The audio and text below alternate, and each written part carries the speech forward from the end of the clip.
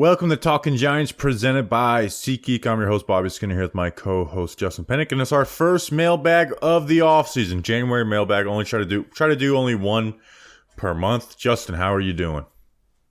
Oh, Bobby Skinner, I'm good. Watching some NFL playoffs and streaming a lot of games, making a lot of videos, doing a lot of stuff. But I mean, man, more importantly, you had quite the weekend. It's your Ricky Craven year. You're 32. Congratulations. Happy birthday. Happy birthday, Andrew Thomas. And you got engaged. So congratulations to you. Thank you very much. What a weekend. Hey, Andrew Thomas got engaged the last month too. So maybe that's what got me going. I was like, all right, I gotta get on the Andrew Thomas, timeline. And our shared our birthdays. This was the first year where I didn't tweet out from the Talking Giants account happy birthday to Andrew Thomas and me, because I'm like, okay, it's good. I did it. Yeah, you did it. But it's like, if I keep on doing this every year to like, hey, remember, Andrew, we have the same birthdays, it's kind of weird. But yes, got engaged. Very excited for it. And I think we got to do a Talking Giants bachelor party in Charlotte, North Carolina. Well, I mean, we were gonna do something like that anyway. But yeah, let's just call it a bachelor party. Yeah. Like that's gonna be the Talking Giants version of the bachelor party, in Charlotte. So. You've already talked about it more than I thought you would, so let me ask you this. Were you, like, romantic about it, or were you kind of, little Bobby Skinner cut and dry, like, hey, I was romantic about it. All right. But you also got me when I posted on Instagram. I was like, hey, engaged to my love, and then I went space, alternate caption from Trailer Park Boys. So what do you think? Want to get married or something? Because I couldn't help myself with the Instagram caption, but no, you can't be all lovey dovey. Yeah, you got to be lovey dovey in the moment though. So I'm excited for you, Justin, just to like be around all my family and friends. Yeah. What do you do? Like so. What do you two do? Well, we just talk to a lot of people. We just talk in front of people. We don't talk in front of any. We don't talk in front of anybody. We we technically are talking in front of people. But what do you mean? Like we're technically talking in front of how many thousands of people are listening to this episode right now. Yeah, but what are you saying? What do you do? Oh, like your family members are going to ask, like, so what do you two do? Oh. I was thinking like maybe just like putting you next to my pastor and just like letting him talk your ear off the entire time. Yeah. Sure. So I'm excited to get. So you and Danny are automatic invites. Great. And Julian? Thinking. Say again. Julian? Yeah, Julian. Julian's an invite too. And I was thinking Snacks and Grump. And then I think that will be like the cap from like probably the Talking Giants work. There's really nobody from else from Jumbo Media I would invite. Wow. Kevin, well, it's just the thing is I'm not like super close friends with any of them. But it's like if I invite Kevin, well then I gotta invite like Ronnie, and if I invite Ronnie, so it's like it's either none of them or like 10 of them. Sure. And I don't work any of them on a day-to-day basis, so are we going to Daytona, by the way? I have no clue. I keep on being like, hey, are we going to Daytona? So, hey, you know how you can? We were joking with the Patreon before that we can. Make a new Patreon tier, like get invited to Bobby's wedding, and just make it like, $1,000 a month. But I just don't think anyone would be that interested. No, I don't think so. In going. So, but if you do want to join our Patreon and like contribute a little bit, I guess, really, really going for the money right now. This is probably the cheapest attempt for money we've ever looked. But hey, if you want to help, pay for my wedding, you can be like fund. Roman Tyrone, not Tyrone, Tyrone. Thom. Remember Thom Brenneman? You know what he said on national TV, Justin, that got him in trouble? No. Well, and then Jacob Meal. Now, Jacob Meal has 2 signups. I think people are accidentally signing up twice. This has happened with Brian McGrath and Jacob Meal. And I'm sorry if you're being charged twice, but I don't know what's happening. Anyways, Justin, who are these people? Bobby Skinner has to pay off his wedding. I have to pay off my Giants tickets coming up in April. Patreon.com/TalkOfGiants. Comment down below which one's worse. Patreon.com/TalkOfGiants. $2 a month. At least Bobby will have a good time at his wedding. I won't have a good time going to Giants games. $2 a month plus some other tiers. That's false. I love going to Giants games. Plus some other tiers to get to hang out with us live while we record the shows. Bobby will send you some stickers. in the mail, and there's some shirt raffles. You know the drill. Thanks for our patrons. We love you. Take it away, Steve. Mail time. Mail time. The mail's here. Come on. Bye, guys. Here's the mail, it never fails. It makes me want to wag my tail. When it comes, I want to wail.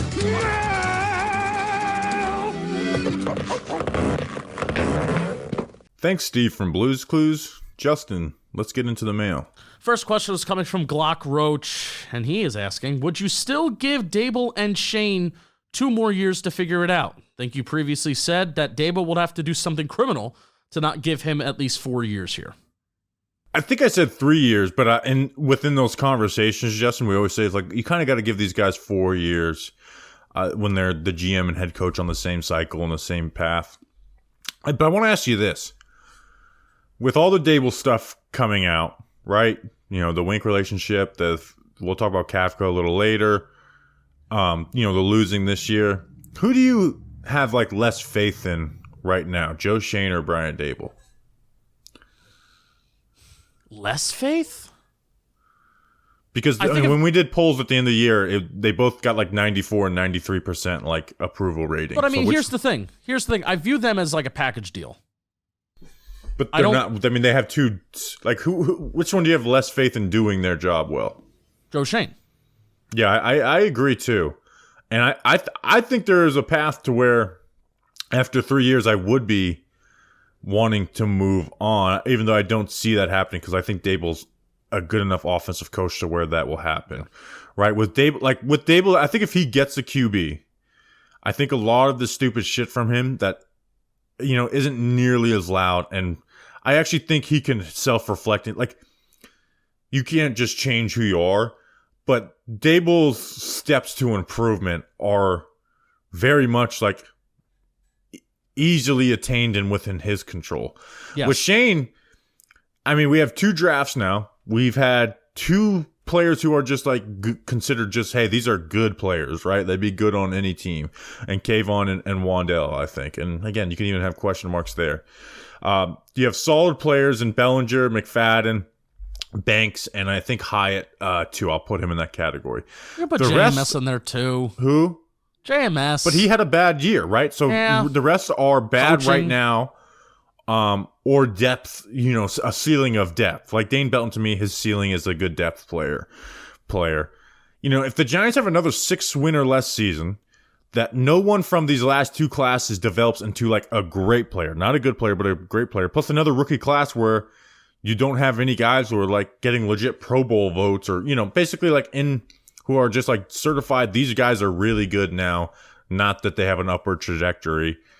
Then I would be willing to move on from both, but I think this coaching staff is going to get the most out of its players next year, and there's going to be, it should be a better roster. In theory, there should be a better roster next year, and I think the coaches will get a bit better results out of them. Yeah, I know this is no shit Sherlock, but they got to win football games next year. I'm not saying they need to win 13, but they need to win more than what they won this year. Because if you were to tell me after 2022 that, hey, Wink Martindale leaves, I'm like, okay, well, maybe he gets a head coaching job, and maybe Mike Kafka continues to get head coaching interviews, then I'm like, okay, great. Then the offense had a solid year, and maybe we don't win 9 games, but we win 8, 7, and we're in the hunt, and the offense was better, and blah, blah, blah, blah, blah. I would have never envisioned at the end of 2022 that the first 10 games of 2023 would be this bad. So I don't want to would I still automatically give Brian Daboll and Joe Schoen 2 more years to figure it out? I don't know, because next year crazy shit can happen again, and then I may be thinking something totally different. So I'm kind of done with giving mandates of you have 3 years to figure it out, because if bad shit happens and if you lose a lot of football games, then that changes things. And if you win football games earlier than expected, like they did in 2022, then that's also great. Like good for you. But again, we're in the offseason, and it comes down to, can the Giants add good players to this roster via the draft and via free agency? That's what matters. the biggest deciding factor for me is really not winning games. Now, actually, it can turn into winning games because that's what building a good roster. Maybe just not losing a ton of games. Well, to me, it comes down to it really comes down to me is, does anyone from the 22 or 23 draft class become great players? And then again, I don't want to come back from the third draft class and the third draft class in a row being like, yeah, this guy's a solid player. He's got good. He can improve. But not having anybody that you're just like, this guy's a stud. He's great. He's one of the top 5 of his position in the NFL. Right? Like we haven't had that. Like you need to have studs come out of the draft. And not just good free agency signings and Bobby Okereke and stuff. You need to have studs come out of the draft, and that just has not happened yet. You've got some good players in Kayvon and Wandale. You got solid players, and Bellinger, McFadden, Banks. Right now, like Banks is someone who, hey, it looks like he can be really good. He hasn't hit that yet, but he looks like I don't want to have that for 3 years in a row. Like at some point, you got to just have guys who hit right away, and especially you're going to be drafting 6 overall, right? So it's time for the guy who's drafted that high to just be great, whether it's a wide receiver, whether it's, QB who's, QB is different where it's like, hey, if you're just looking good, you don't have to be CJ Stroud level to be really excited about it. But we have to get results out of the draft, right? Yeah. At some point, results trump process. And even then, Shane has, talked about how they sped up their process when they signed Daniel Jones. And there's even more pressure on 2022 and 2023 draft classes if they choose to trade up this year for a quarterback. And then there's less top 100 picks and immediate impact players in the draft, right? Yeah. Puts even more pressure on future those guys. picks, too, you would assume so, if that's something they do. So, for sure. All right, next question. Corbin Burns is a Yankee. I don't think that's true. At Snick Diddy. What would you say is an underrated position of need right now, and how would you address it? Who is Corbin Burns? I met him. I did a video with him. He's a pitcher for the Milwaukee Brewers, I believe. So is he really good? I think he won the Cy Young a couple years ago. Okay. Hope the Yankees get him. To me, the underrated position of need, which again, offensive line is the big one we look at. Cornerback. Right? Like, think you have 4 guys under contract at corner this year. Deontay Banks, who right now is a cornerback too. We'll see how he develops, but he needs to develop. Cordell Flott, who I'm lower on Cordell Flott than most, Justin, right? Like there's just so many mistakes that he makes. He's flat out bad in the run game. And to me, the bad outweighs the good flashes that he has after 2 years. Aaron Robinson, who has missed the last 32 games, and then Trey Hawkins, who, hey, I haven't lost any hope from Trey Hawkins, but at the end of the day, he still is a 6th-round pick who, hasn't played much in the NFL, and when he has played, hasn't looked good. So I think it's cornerback. Like, you got to have someone that you either feel really good about as like a high-end cornerback 2, or a cornerback 1 to come in here and pair with Deontay Banks, because, like, you just flat out, not just like out of this is a position of need. They just need bodies at that position, right? Yeah. You have 3 guys under contract who played football in 2023, and Banks, Flott, and Hawkins. Even though we're a little out on Adoree because of the effort that he showed towards the latter part of the year, and he wasn't really wanting to get involved in the run game this year. Bringing back Adoree Jackson, he's approaching age 30, right? Getting up there? I believe he will be 29 this year. It may make sense. He's gotten injured every year. I know, but but from a cost-effective standpoint... He'll be 29 at the first week of the season. From a cost-effective standpoint, it may make sense bringing him back. Obviously, it depends on the new DC and what we're going to do there. But my position that I want to talk about... Depends on how long the contract is. Yeah, you're 100% right about a cornerback, because I think the Giants need a number one. They need to go into this offseason thinking we need a number 1 cornerback. And if they have a great problem of Deontay Banks develops into a CB1, and then you have 2 CB1s, that's great. And then that is a huge position of need at a very important position. Yeah, absolutely. I that's one thing, like roster building, is like I want to have 2 guys who, if they're playing wide receiver 1, I feel comfortable with them. They may not win every week, but I feel comfortable with. So even if Deontay Banks had like a, I won't say Sauce Gardner, but like a one of the 5 best rookies cornerback seasons we've seen in the last 5 years. I think this is still just as big a need. Yeah, 100%. So again, I want the Giants to approach this offseason almost thinking that they need a CB1. Don't go out and break the bank on somebody, but I would also say don't get cheap with anybody. So then speaking of a new possible defensive coordinator coming in here, I think interior defensive lineman is huge because you saw the impact of Leonard Williams. Even though A'Shawn Robinson was more than good, I think he was good for what he was expected to do. But with the impact and the departure of Leonard Williams, the run defense really did suffer. And even with a good year from Bobby Okereke and a good second year from Micah McFadden, that run defense after Leonard Williams left was not very good.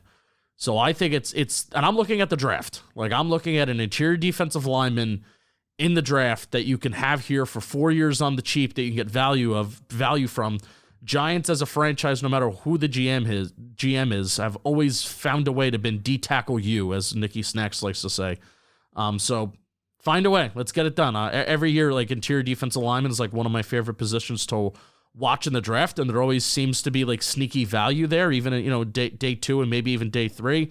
That's where I would look for the Giants to add a high quality interior defensive lineman that maybe can be productive for you for a few years. So interior defensive lineman for me. This is why my best player available speech that I did last year and a little bit the year before, rings so true, right? Like, think about by the way, have you watched Elijah Kancey in these playoffs? I'm sad the Bucs lost, so I can't continue to watch him. I've been clipping him up these whole playoffs. He's amazing. Great. I love him. But this is the point I was making. It's like positions of strength turns into positions of need so quickly in the NFL, right? So now, obviously, the Giants, Kancey was picked before the Giants, so it doesn't count. But just, the conversation of like best player available in the first round, man, it's really hard to go wrong there because, again, like positions, unless it's like unless you had a left tackle, can't draft someone to play left tackle. You have Andrew Thomas there, right? Or if you have a franchise QB, yada, yada, yada. But, just go for best player available in the draft, right? Because, look, we're going into another draft, Justin, right? Giants have probably drafted more for need in these 2 drafts than they would like to admit, right? Especially 2022. It was basically they just hit every single need that they have. And think about all the needs the Giants have going to this draft, where it's like they can't fill them all in the draft. They just can't, right? So they're gonna have to do some free agency. Just get the best damn players. And if they take a defensive tackle in the second round with that first pick, I ain't gonna be crying if I think that guy's gonna be a really good player. I agree. If they take if they take a corner in the top of the second round after they just took Banks, I'm not crying about that, right? If there was if the Giants weren't in a position to take quarterback at 6 and there was a cornerback who I thought was better than the wide receiver, the best available wide receiver that's there, I would take that cornerback because, man, it's just like look for the guys who you think are going to be all pro players. Like, that's my philosophy for the draft. Even an edge rusher too, right? Like, if the Giants... edge is just a need anyways. Yeah, edge isn't an underrated need, but part of your speech, I think it goes to, like, hey, if there was even an edge rusher that was there in the in the top 10 that was, like, screaming our name and we felt better about the quarterback situation and even wide receiver situation, I would take it.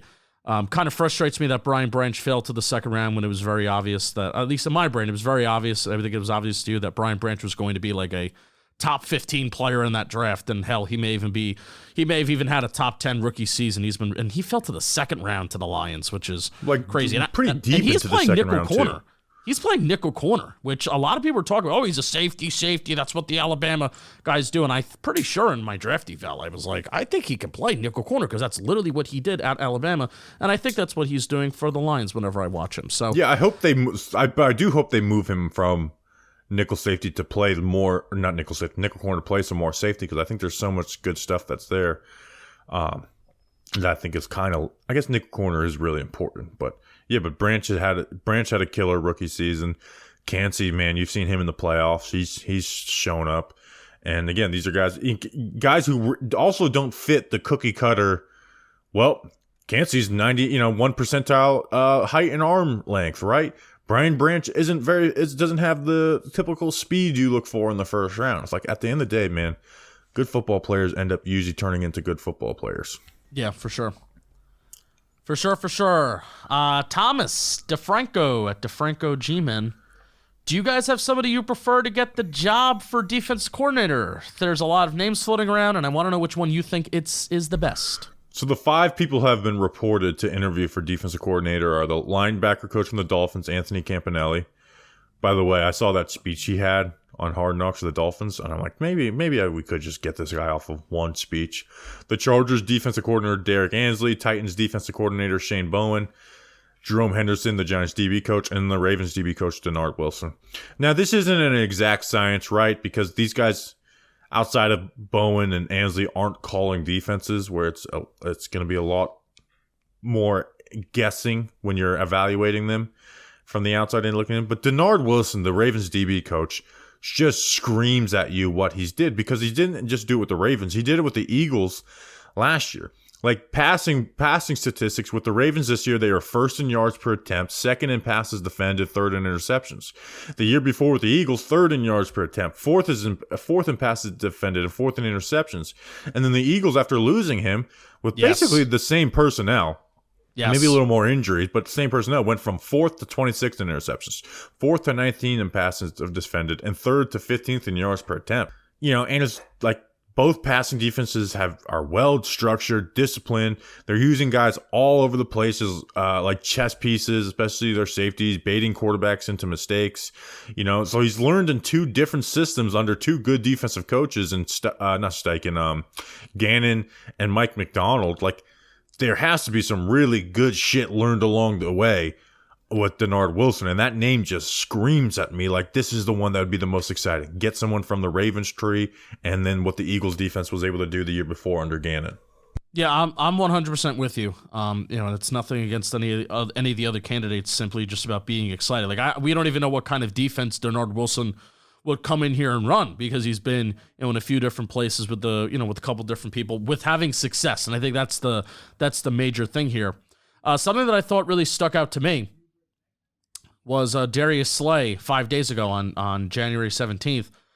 Fired Eagles DB coach Denard Wilson would have been better than the best efforts of Sean Desai, Matt Patricia.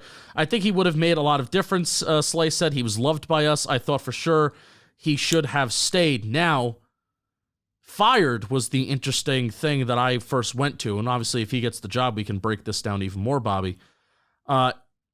Jonathan Gannon leaves, and I guess Denard Wilson did not, he might have interviewed for the job, didn't get it. Sean Desai winds up getting it, and apparently Slay said that Wilson told Slay that I was willing to stay on and be the DB coach, that there wasn't going to be an issue and there wasn't going to be a problem. I was going to get along with Desai. The quote was that they mutually parted ways. Like that was the official report. But then the Philadelphia Inquirer reported that no, there was a little bit of, it seemed to be that there were some questions if Denard Wilson was going to work well with Sean Desai. So apparently that relationship was a little iffy, and then it was Sirianni that made the decision. We're going to move on from Wilson. Wilson goes to Baltimore, and obviously Philadelphia collapses like they did this year, and Wilson continued to be part of secondaries that had great results, including even 2017 to 2020. I think he was with the Jets too, and those secondaries and those third down defenses were pretty good too. Yeah, I went and yeah. So he's got like a good track record of success wherever he's been, and that name just screams you. And again, what the Ravens do on defense is so beautiful. Like just the way they bait guys, they set stuff up. They stay structured. They're really well. And obviously, pass rush matters in all this too, right? Like the Ravens had a really good pass rush this year. The Eagles had a great pass rush the year before. So, again, there is some guessing a little bit, and you need talent to be a good coordinator at the end of the day, especially on defense, unless you're Patrick Graham with the Raiders. But yeah, Denard Wilson is the name that just screams like this is the guy you want to bring in.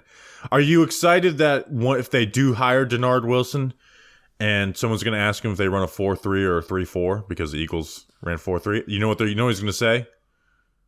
What is he going to say? We're multiple. That's what every coach says. It's so annoying. Just tell us what your base defense is. There's so much. It's all ran out of nickel anyway now. Yeah, but your base defense matters when it comes to personnel additions and what guys' positions are playing. If they're standing up, handing the dirt, if you're gonna have how you're gonna align your defensive tackles, the different your base defense does matter, but it's so annoying every single. Yeah, we're multiple. Like Patrick Graham, no, you are not multiple. You run a 3-4 defense. Stop. Yeah. Yes, you run multiple different types of defenses. What you do, but if the question is 4-3 or 3-4, you are a 3-4 defensive coordinator. Yeah, for sure. Which we don't know what he'll do because he's been in 4-3 and 3-4 in the last 2 years. My no inclination would be that this is a defense that was a 3-4, and he's coming from the 3-4, and he probably would stick with that. I also hope that he's not he wouldn't be we shouldn't spend so much time on Denard Wilson, but this is my hope in general for the next DC. Don't go like anti-linebacker and let's just utilize big safeties as linebackers, because I'll tell you want to know why the Dallas Cowboys just lost their playoff game to the Green Bay Packers? It's because Damone Clark and Dan Quinn likes to have these safeties convert into linebackers. They're out there against 12 personnel, and Damone Clark is already a small enough linebacker enough. And I know the Cowboys had a bunch of injuries at linebacker this year, but that's why they lost that game, because they're running out there with 4 down linemen, 1 linebacker, and 3 safety sets against 12 personnel. And Aaron Jones and the Green Bay Packers were just pounding that ball right down the field, 6 yards, 7 yards, a chunk, and a pop. And I do not want to become hey, I am all for. Hey, let's stop the pass. Let's put a personnel out there to stop the big explosive play. But no, none of that shit. Be multiple. Next question.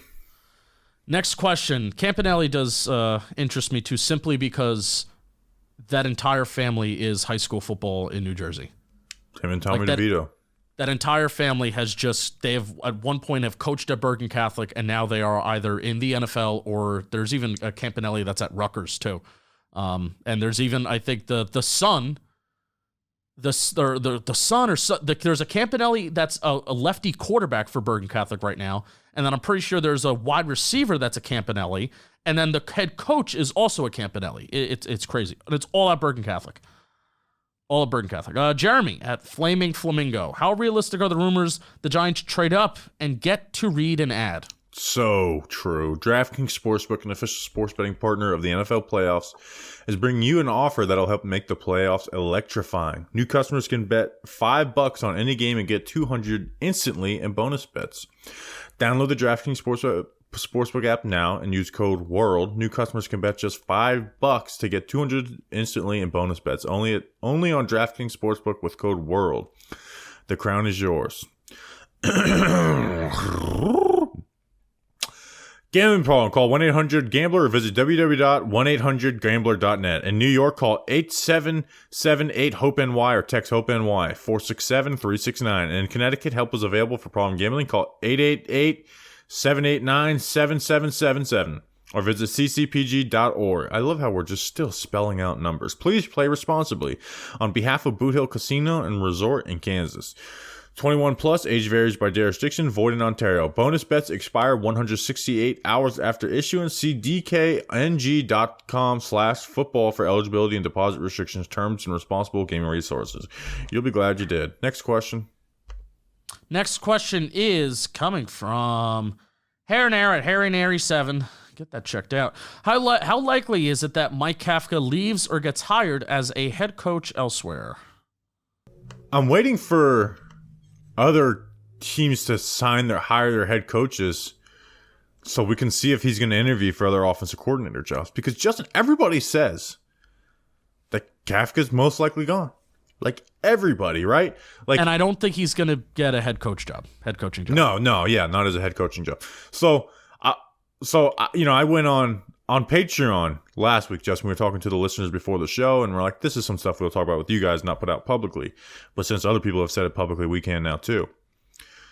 But I have asked a bunch of people, a couple reporters, but other people too. Whether different, who have different roles or maybe in the building or outside, and just like, do you think Kafka is going to be back? And they all think he's gone, but none are saying flat out that he's gone, right? And then Renan goes on his podcast and says like, hey, he basically said the same line as me. It's like, I've had 5 or 6 people tell me that they think he's gone. And then Duggan writes his article about it, which makes it seem like that there's issues and he could be gone. Obviously, the Pat Leonard and Paul Schwartz articles that came out, about a week ago at this time, that it seems like everyone, like no one has came to me and said, nah, they like him, they're keeping him around. Nobody has said that to me, which makes me think that they kind of want to gently let him just go interview somewhere else and get a job that he wants. But until other teams start hiring head coaches, we're not going to know, I guess. Even though he does have a second interview for the head coach of the Seahawks. Yeah, because obviously the Giants can't stop him from getting a head coaching job, which again, I don't think he's going to get a head coaching job. But then the second leg of this is, will the Giants grant him a lateral jump? That's the second part of this. And how you're speaking about this, it seems like the Giants will allow him to do that, or Daboll turns full heel and is like, no, even though you're not happy, and even though there's rumors that Daboll's going to take more control of the offense next year, right? Daboll could turn full heel and be like, no, you can't make this lateral jump, and I'm also going to remove control from the offense from you, which that would be full-on heel. Yeah, which if the stuff is true, which it seems like that they're, if, like, it would be right by Daboll if he's going to take over play calling to let Kafka go interview elsewhere as offensive coordinator. Right? Like, that would be almost like a sign of, like, growth from Daboll, even though it would confirm all the, like, the shit that happened this past year. Right. Because if they keep him, it's just like, it's, what are we even doing here? Right? It's, like, now, if he lets, which I hope that they could work it out and let Kafka call plays, but, hey, we'll see. But if he does keep him, it's like you cannot strip play calling and then give it back. Like, you either have to fire him if you want to call plays or not. So it's gonna be interesting. But we keep on having, like, there's been basically 2 months of, like, rumors that Kafka will be gone, but nothing like substantial like the Wink stuff that we had, where ever since the Glazer report came out, we essentially knew Wink is gone. And Carl Banks is also one that always puts out little tea leaves here and there. And when he starts talking about stuff, like, yeah, how convenient that he talks about Tay Crowder not being a team guy and not being for the team. And what was he questioning? His effort or whatever? And then like a day later, he's cut. So I don't find this to be a coincidence. NYG Crush, friend of the show, she puts out a tweet about how she basically, she's rooting for Kafka to get a job somewhere else. And then Carl Banks quote tweeted that and said, interesting. And I don't think he quote tweets things for no reason. Yeah. Like you kind of get a good idea of what's being thought in the organization if you kind of pay attention to what Banks and Papa will say. If they start hinting at Mike Kafka and some negative stuff, it's like, they're not hinting at that for no reason. Right. So, I mean, we're playing this waiting game while Kafka's getting ready to go be the head coach at the Shrine Bowl this week with Davis Webb. So, should be fun. Next question. Shea Tierney, offense coordinator for. I want to try and get an interview with him, by the way. Oh. Anyways, next question. We have a Senior Bowl question at the end. Freddie Goodall, Freddie. Hope you're well, Freddie. I didn't skip a question. How would you approach Evan Neal / right tackle situation this offseason? So I would not go into this offseason being like, hey, we have to get our future starter at right tackle. But there's 2 options you have here. One is to go get like Joanne Elamunor from the Raiders, right? Who was there started at right tackle for them this year. Solid player, worked with Karan Brasillo, even though maybe he doesn't want to work with Karan Brasillo again, after these couple years, right? Or you get like a Cam Fleming, somebody like that who you feel comfortable as a swing tackle, right? But you're going into the year like, hey, hoping for Evan Neal growth and success and at least becoming a solid right tackle. The other option, which is the one I kind of like, if the Giants are going to spend any money on free agency on anybody, it's going and signing Michael Nwannu from the Patriots, right? Because if you need him to be your right tackle, he can be your right tackle. But if Evan Neal does grow, you can move him to guard, which again, this guy's started at every spot in the NFL but center, and it's been he's changed positions within the year every single year, right? So you don't need a full camp of him at tackle to start him at tackle. You don't need a full camp of him at guard to start him at guard. He also has, familiarity with Carmen Brasillo, the offensive line coach, from his time when he was in New England. So that is the one where, without me going deep into the free agency class, if there's somebody that I would like to go and get, it would be Michael Nwanu from the Patriots. Without doing a deep dive into his film yet. Swing tackle that can be ready to compete and play. Priority free agent. And not shying away from if the Giants have their third, fourth, fifth, whatever, pick in the draft, late day 2 and then all of day 3. If there is your, is it who was from Louisiana? He's a Jet. Max Mitchell. Max Mitchell. I knew it was a Mitchell. If you find your Max Mitchell, he's like okay for the Jets. He's not great. Shouldn't even be starting. If you think that there's a developmental offensive lineman there, and he could be depth, and he can eventually develop as a swing tackle, take him. That's my plan. Priority free agent, swing tackle / ready to compete if Evan Neal. Let's have a position battle, right? And then if the best player available comes up in the draft late day 2 and then all through day 3, take the player. Yeah, I just get scared. Tackle to me is also like one of those first round or bust positions for me, even though there is success stories that check out the Olu Fashanu breakdown later this week.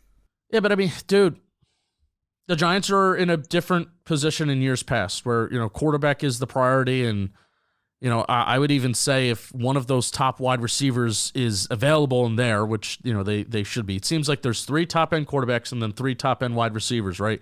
That could all be taken 1 through 6. Like, if those are the first 6 players taken in the draft, is anybody surprised? I don't know. There's already 3 first-round picks on this Giants offensive line, right? Or John Michael Schmidt's 2, with 2 first-rounders, a second-rounder, and then Josh Azudu, who's a high-end third-round pick. How much more allocation can you really spend, man? I think if you look at the chart, there's like charts out there of. Well, I would rather draft one of the wide receivers probably. I don't know. We got to do our draft fucking work so we can stop speculating and saying if. But like if I have Malik Neighbors and like the tiebreaker goes to other positions. Yeah, it's just, and for me, it's like how much more high value assets can the Giants spend on the offensive line?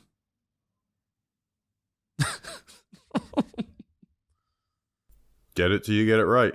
But I like the Nwanu. I like Nwanu. I want to get deep into his film before free agency starts. Next question. Next question is coming from Michael at AP Skirbo. Did you see Pat Leonard, new crappy story saying that Talking Giants will never read an ad? What? Shameful lying, Pat.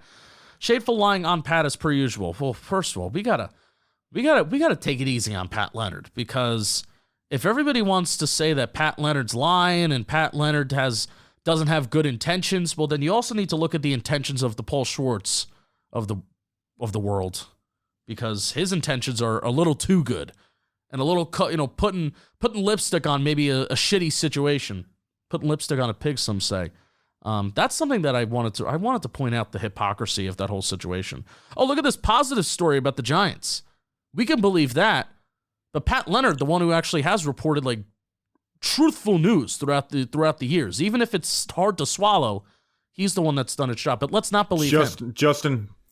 Yes. Despite the fact that Schwartz had to literally change his entire story from the Cowboys game to an article, forgot about that. You're fighting a losing battle, because good is good and bad is bad. Let's talk about Factor. You know what's funny? Just got a new box today. It showed up at my front doorstep. You want to know what I splurged? And I did. I spent a little bit of extra money, not as much money as you would think, but I customized my box a little bit. I ordered a steak. Yeah, from Factor. And it showed up at my house, already made. And I put it in the microwave for 2 minutes. I put it on a plate, and it was really freaking good. I didn't have to put any seasoning on it. It was like medium rare, or, kind of medium, how I like my steaks. And I didn't get sick. I'm still here. I'm alive. And I literally put steak in a microwave, which You're never supposed to put, like, really, like, a microwave, like, dries things out. And it did not dry it out. It was juicy. It was absolutely fantastic. I highly recommend doing it. So get started on your resolutions with Factor so you're ready for the new year. Factor's ready-to-eat meal deliveries. It takes the stress out of meal planning and sets you up for success in the new year. And guess what? The meals are really freaking good, too. So you're not just I'm saving some time and I'm saving some money not going to the grocery store. Or, I'm saving time not having to meal prep and cook. No, it's like genuinely good food, too. Bet you it's better than what you make. So head to factormeals.com/Giants50. Use code Giants50 to get 50% off. That's Giants50 at factormeals.com/Giants50 to get 50% off. Bobby Skinner, you'll certainly be glad you did because I was glad I did. You'll be glad you did. I need to re-up my Factor because, try to get to slim down for the wedding. Oh, this is so true. Dougie Fresh. Maybe we should get a sponsor for the wedding. How about that? Oh, yeah, who wants to sponsor Bobby Skinner's wedding? Bobby's wedding presented by Factor. Who's your giant factor for this wedding? It's my Uncle Danny. He was late. Can't be late to the wedding. Could get a little rowdy, Uncle Danny. Yeah. Like, imagine Danny just gets, like, drunk. No, he doesn't drink. I don't know about that. He used to. No longer does. I'm talking about Danny King. Oh, yeah, Danny King. Imagine if Danny just gets drunk and just loses it. Yeah. And we have to, contain him. Who is this 16-year-old waster that Bobby's, my whole... Who is this person? I wonder if Danny and I should drive down together and not drive. Fly. Okay. I still want to get a sponsor, by the way, for the Tony Award. When we should take the van. Yeah, take the van to the wedding. Yeah, okay. I actually like that. We could sleep in the van. Now we're getting crazy. Do we have a month? What? Like, do we have an estimated month or day yet? Oh, we're figuring that out. We were thinking about making it in the summer. Please, that'd be great. Yeah. Because basically, part of me wanted to just do what? It's in the season. Figure out somebody else to host Talking Giants this week. Bobby and Justin are out. Like you guys figure it out. No, we would. Well, no, Grump is going to be at the wedding. Yeah, figure it out. Sorry, it's not my fault. You booked ads. All right. So here, mailbag question. If sorry, Bobby I just decided to take my vacation time in the middle of the season. Bobby, Justin, Grump, Snacks, Cranky Fan, if they are not available to impromptu host Talking Giants, and we are all ill or at an event, who would we let host? Doug, analytics. He would never do it. Yeah. I don't know what I think we would just not do an episode. Just play an old episode. Oh, just play the figure out what the matchup is, right? So say we were playing the Rams and just take our 2022 recap of the Rams game and just play it. Oh, that's Talk about terrible. Patrick Graham, how he's playing the linebackers at more depth and leaving that left flat open. I remember that recap very well. That was the Super Bowl 46 reunion game where, oh my God. No, that was the year after. That was 2021. Oh. That was when they put Jabril Peppers covering him on Cooper Kupp because they wanted to help stop the run and put him at the nickel corner. And then Cooper Kupp just started burning Jabril Peppers. Just play the Giants-Seahawks recap from 2020. Yeah. Yep. So we'll research Rick actually would be good. He was good on the show in Charlotte. Research Rick and Mr. Brownstone. Just this the Charlotte episode. Research Rick and Doug Analytics. I want those two should just start a podcast in general. People don't know when we were still doing blogs. I approached Research Rick to see if he would want to write for us. But writing never really became a thing for us. No. Also, I think he was like, no, I don't like. I'd rather just do what I want to do. But he also has a really successful restaurant in Charlotte, North Carolina too. So wow. All right. Last question. Dougie Fresh. At DougieFresh86_. What Or position? we could just do it from the wedding and talk. Hey, how's it going? No. 5 minutes. Read the ads. Closing. No. What position or positions will you be most focused on at the Senior Bowl, and what's the Giants' biggest need outside of quarterback? Well, I actually didn't see the Giants' biggest need. Okay, so what quarterback position and will wide you be receiver are the focusing on? easiest ones to watch, right? Because it obviously pops out. So it's not really the biggest focus there. To me, I'm watching the offensive line. I'm watching a guy like Graham Barton from Duke, right? And I want to see him get some reps versus, the UCLA edge and those guys. See how his feet are able to work with them, even though he's probably going to play guard in the NFL. And to me, it's the offensive line and then the interior D line, because you usually get some guys out of there in the Senior Bowl. Yeah, it's tough to tell, like linebackers. It's tough to tell, like safeties. It's tough to tell how they do. Even though Cam Kinchins is going to be there, who's my, I love him. Yeah, I'm watching wide receiver DBs because I feel like if you think tackle's a round 1 position or bust, I think edge rusher's kind of like round 1 or bust. Even though, hey, my guy Yaya Diaby leading the Tampa Bay Bucks in sacks kind of proved me wrong on that. Wide receiver DBs. That's the main thing I'm going to be locked into. Those 1v1s. Can you play man coverage? I'm going to be recording a lot of those, so that's what I'm going to be kind of locked into most. Giants need a corner, and Giants need wide receivers. I didn't feel like balling about this stuff earlier in the day. Did we get the Radio Row stuff booked? No, I'm still very confused on it. We need to talk about this, and also it's my fault because I've been working on 75 million different things. So I don't know who I need to contact. This still confuses me, but we'll work on it as soon as we hang up. Okay, and then also you want to stream from there. I don't think we could get into our Airbnb until 4 o'clock when the games start at 2 o'clock there. So this is what we also need to discuss, and I was going to ask you this too. I guess we're only going to stream the second game. We're not going to stream the first game. Okay, and that's the NFC game? That's the NFC game. Can we talk with the Airbnb people to get in early so we can at least watch the first game and get set up? I would like that. Yeah, so maybe I'll also discuss that with people here. Also, who's driving? Jeff. I don't trust Jeff as a driver. You don't trust Jeff as a driver? No. I trust Jeff as a driver. Plus, I go get coffee at 6 in the morning, so I'm going to need those keys. That's totally fine. Okay. All right. And I wonder if the guy is going to be back with the stickers at that Talking Giants Duncan. Or not the Mobile, Alabama Duncan. Someone call it the Talking Giants Duncan. All right, that's an episode. We'll be back Friday.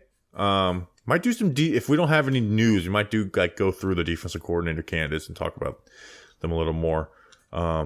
If not, we will see you then. Anything else, Justin? You're looking at your computer screen puzzled. Yeah, because I'm trying to find out this whole Senior Bowl thing of who do we have to contact and buy ticket. It's throwing me for a loop. All right, until then, let's go Big Blue.